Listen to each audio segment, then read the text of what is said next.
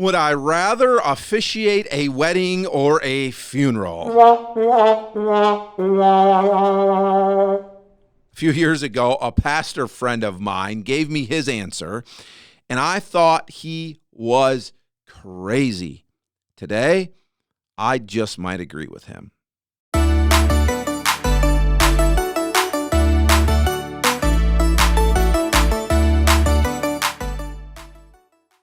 Hey everybody, welcome to Thinking Out Loud with PJ. It's my goal to help you think different and help you to do that by thinking biblically. Thanks so much for hitting the play button today. That encourages me. The way that you can really encourage me, though, is by subscribing. That is a free way to help my channel. Click that subscribe button. And then also, while you're at it, click the little bell and click all notifications. That way, whenever I upload a video, you will get a notification so you don't miss anything. So the question today is, would I rather officiate a funeral or would I rather officiate a wedding? Now, a few months ago, I started a new series on this channel, and it's kind of an Ask a Pastor type of a thing, and I found a whole bunch of questions that people would like to ask their pastor, but don't. Maybe they're just too afraid to or don't want to take up his time, so I thought it would be fun to start working through those. And the last one that I answered was, would I ever consider or have I ever considered quitting ministry? And you can find that video right here on my channel. I'll put a link to it at the end of this video if you want to watch it. So today's question is a little bit of a trick question. And to help you understand that, we really need to walk through what happens in each of these situations. So I thought I would just start by doing that. Now, I often get asked to preach funerals. Sometimes it's people that are a part of our church, and sometimes it's people outside of the church. Funerals are probably more regular for me than weddings, but it just all depends on the season of life and the season that our church is going through at the time. So a funeral. What happens with a funeral? Well, I will often meet with the family ahead of time. Sometimes a funeral director takes care of all of that. But often I will be the one to meet with the family ahead of time and just walk through with them what they expect out of a service. What is it that they want to have happen? And so we plan those things out. We plan all of the service out. We plan out what they want to do. When the day of the funeral comes, I generally show up a little bit early. I try to spend some time praying with the family. Often families want to have a time of testimonies or telling stories. And then I will be the one to kind of facilitate that. Sometimes I have some stories that I want to share. And then always at a funeral, I will preach. I will preach a salvation message, a gospel message. One of my favorite things has been to start taking the Bible of the person who has passed away, especially if there's somebody in our church, and highlighting some of their favorite verses. Just looking through the Bible, I will actually preach right out of their Bible. And it makes a really special last kind of message from them. Obviously, we know it's from God, but then I share the gospel. And then after the funeral, often is a dinner and a graveside service. And so I will go to that and read a little bit of scripture. And then sometimes I stick around for the dinner. If I know the person, if I don't know the people, then I often don't stick around for the dinner.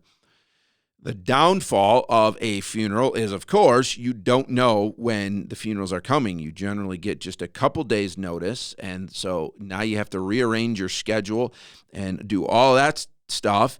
And so that adds a little bit of stress to the funeral, as well as just dealing with a family, often trying to counsel a family and help them through a difficult situation.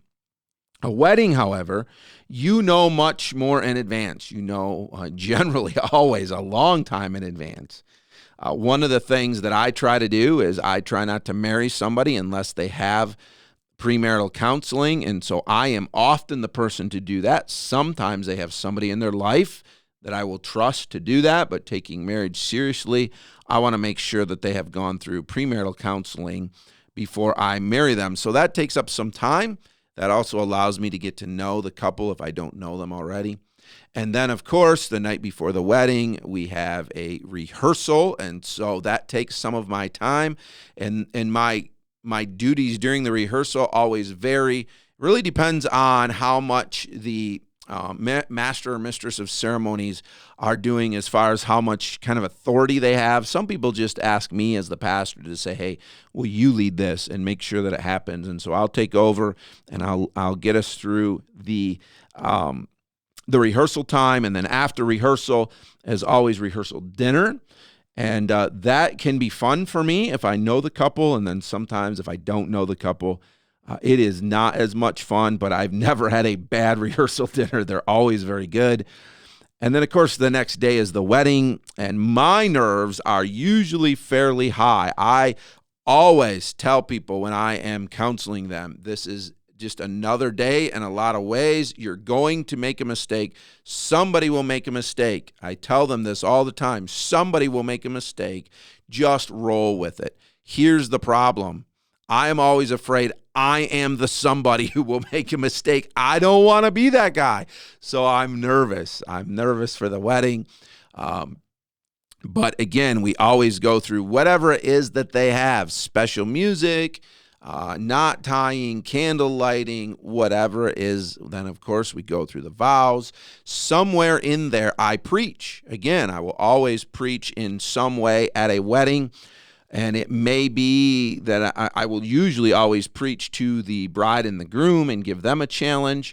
And then I will give a challenge as well to the people who are there. And there are times where I have the bride and groom will say to me, please, Pastor, give a gospel message. We're going to have family members there who don't know the Lord, and so we want them to hear the gospel. So very often I will give a gospel message. Of course, comes to the end, I introduce them as the new couple, and it's a great time. So now we still haven't answered this question. Would I rather officiate a wedding or would I rather officiate a funeral? Well, the simple answer is this. Of course, I would rather officiate a wedding than a funeral. A wedding is a joyous time. A wedding is a fun time, and I would always rather be a part of a fun celebration than a time of heartbreak and hurting. However, this is where the trick question comes in. The pastor that I talked to, he said to me, he said, I would always rather preach. Here's the key. He said, I would rather preach a funeral than a wedding anytime. And in my years of experience and my time in doing weddings and doing funerals, I can say confidently that I would rather preach a funeral than a wedding. I would rather preach a funeral than a wedding anytime. Why is that, you say? Well, at a wedding, it is a joyous time, as I said. People are there to celebrate happily ever after. People are definitely not thinking about the end of life. They're not thinking about the brevity of life. They're not thinking about eternity. They are thinking about the happy couple, and they are celebrating the happy couple. And they should be. That's great. That's what they are there for. But here's the thing. When I get done preaching and I introduce the bride and the groom for the first time as Mr. and Mrs., well, generally, the words that I have said that day are forgotten.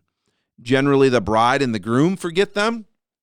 Generally, the people, if they even heard them, forget them. There are very few people that come up to me after a wedding and comment on the sermon that I preached. However, when I preach a funeral, there is a whole different situation. When I preach a funeral, there are people there who are broken. They are faced with the idea that life is short.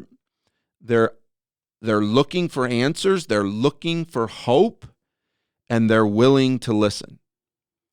So very often, not every time, but very often, my response at a funeral when I preach the gospel is much better than when I preach at a wedding.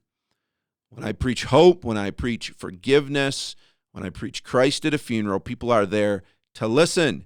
They want to hear it. They want that hope. But when I preach a wedding, they're just ready to get on to the next thing. They're ready to get to the reception. They're ready to have fun. The bride and groom are ready to start celebrating the rest of their life. Of course it's fun. Of course I would rather officiate a wedding. But when it comes to putting the time into studying and preaching, I would much rather preach a funeral. So there you have it. I don't know if that answer surprised you or not. I want to ask you, if you're watching, pastors, Do you agree or disagree? Let me know in the comments. Do you agree with me or do you disagree with me? And then second of all, it may be a married couple. Can you comment? Do you remember what was preached at your wedding? And if so, how long ago was that? Did it really make a lasting impact in your life? Or was it just something that was done and then as the day went on, it was quickly forgotten? I hope you enjoyed this video. If you did, make sure you hit the like button. Also, make sure you share this with your friends. That's greatly appreciated. We'll see you in the next video.